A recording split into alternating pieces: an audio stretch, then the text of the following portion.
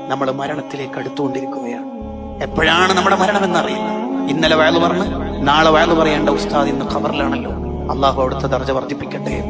എന്നാണ് നമ്മുടെ ലാസ്റ്റത്തെ ശ്വാസവും തീർന്ന് ഈ ഭൂമിയിൽ നിന്ന് പോകുന്നതെന്ന് നമുക്ക് ആർക്കും ഡേറ്റ് ഇല്ല, നിശ്ചയമില്ല. നമുക്ക് വേണ്ട കഫം കൂട ഏതെങ്കിലും ഒരു ഷോപ്പിൽ ഉണ്ട്. നമ്മൾ ഏത് പള്ളിക്കാട്ടിലാണ് കിടക്കുന്നതെന്ന് എന്നതുവരെ നമുക്കറിയില്ല. അതുകൊണ്ടല്ലേ പള്ളി മൈതാനിയുടെ പരിസരത്തൂടെ പോകുമ്പോൾ അസ്സലാമു അലൈക്കും ദാറ ഖൗമിയൽ മുഅ്മിനീൻ വ ഇന്നാ ഇൻഷാ അല്ലാഹ് ബിക്കും ലാഹിഖൂൻ. അല്ലാഹു ഉദ്ദേശിച്ചെങ്കിൽ ബിക്കും ലാഹിഖൂൻ, നിങ്ങളുടെ അടുത്ത് തന്നെ ഞാൻ കിടക്കുന്നു. ഇത് ഏത് പള്ളിക്കാട്ടിന്റെ അടുത്തോട് പോകുമ്പോൾ ചൊല്ലണം.